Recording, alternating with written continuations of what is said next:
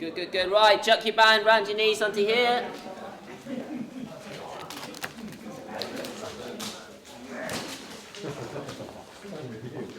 Oh yeah, get them hairs off. Get that down below your knees. Good. First thing we do is going to keep that below your knees. Going to weight your glutes back up, get you warm, and then we're going to go back through here. So lie yourself down on the floor. Good. Take your leg up to here and just hold it as high as you can. But your foot and your knee need to be the same height, and this pelvis needs to be neutral. Good. So hold that there on your glute. Good. Now all we're going to do is roll your spine. So you're going to roll your spine under, and then roll yourself back into anterior tilt where most people like to be. So just roll under, hold on that glute. Good. And then move. So you're just moving through your stomach. Almost think about if you're doing butterfly or anything with that body. So open it, pull it back in, open it, pull it back in. Stay on that height.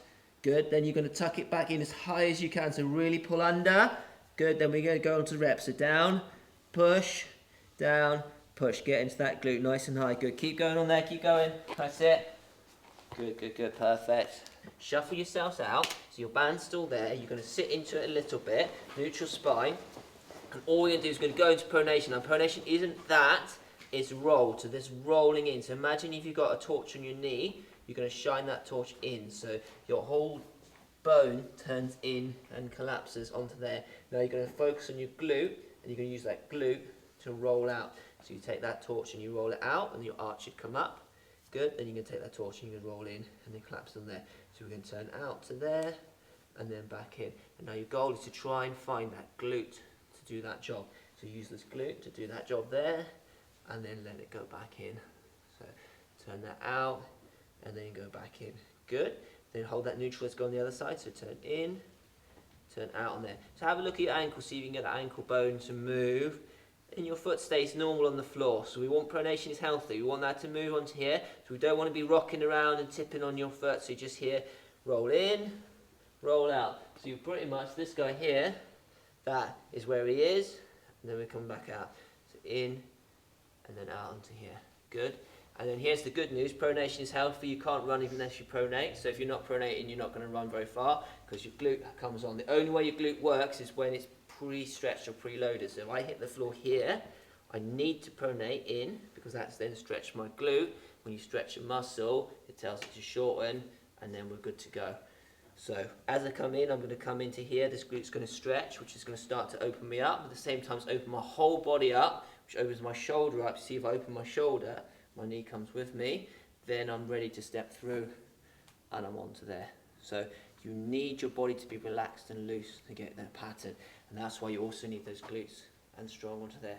So if you're just trying to block everything out and fight it all, you're never going to get that pattern. So see, if I hit the floor here, I'm coming in, but at the same time, I'm coming like that. So I never actually get to pronate because at the same time my shoulder's going to just create this tension, which the tension is what pulls me forward. So I'm here, my glutes pulling here, my shoulders pulling here. So there's this fight going on, and then I get forward momentum out of it. So you need that foot and all that to relax, but you also need that relaxing to be strong and stable into here. So that's where your glutes come into this whole pattern onto here. So you allow that foot to drop, you allow that motion to come through, you need that shoulders to come there. So it's often really pulled out in terms of injury. People say, oh, your shoulder's sat there, your shoulder's sat there, why is your pelvis like that? And have a look at it and get someone to find out which piece of you is weaker to make you stronger and to create that power, and then use it to your benefit so you can have that loose. Sometimes people's weak side, the one that gets shouted at, is actually the one that's actually functioning right because it's moving and it's relaxed. They say strong side is so locked, it's just a bruiser. So they have a nice finesse side that's working and dropping, and then they have a big lump that lands. So a lot of people who've come from racket sports or something, they'll come from something where you lump and land, and then you roll over it. So we call that a pivot land. So I could run and I could have this right foot working really nicely, and that's pushing me and creating me some good forward motion. Then my left foot lands on the floor, and that's my pivot. I just put my body over the top of it, and then I push and get some speed, and then I just put myself over the top of it. A lot of you'll be surprised how many people run like that. So you get some real strength through here, and then you put that foot down, you just climb over the top of it, strength, climb over the top of it. That sort of works, that'll get you far, and then you onto it. So it's having that both sides really working and making sure you're driving off there. If you're unsure, just do some single leg drives and see which leg you can actually push off properly and make sure they're both the same, because if they're not, the one's going to come off and onto there. So that's when your speed comes into your running. So if you're just always doing ultra slow stuff, long stuff, you're going to be able to run like that. You'll be able to put one foot on the floor, leap over the other one, run sort of skew, and it doesn't really matter. It only comes out when you start to run fast, because then you're going to start to collapse and you're going to start to really notice. So that's why runners would have the track, would have shorter stuff in their thing. It's so important. It will make your endurance faster. So if you only ever do Ironman, that's fine. You still need to come and do some 200s, some 300s, those sort of things, so you're really running fast to pull those pieces out, so your body can naturally quickly go through that phase and then come back out of it. If you're running really slow, I could run really slow, I could collapse and I could push off of it, and it's fine. I'll still get going onto there. As soon as I try and run fast, shoulder will have to push, and you're on there.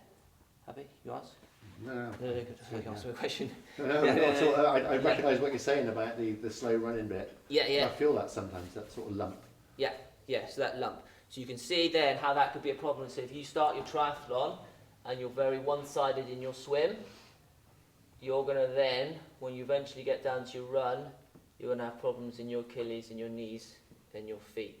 So you've started your race and you think, oh, it's fine, I'll just swim and just get through it. But later on in the day, you're going to pay the price for it. If you've done your morning swim and you've done your evening run, you're onto there. So sometimes your strength conditioning might be a 10-minute lunch break to fix the problem, so that your morning swim is okay and doesn't affect your evening run onto there.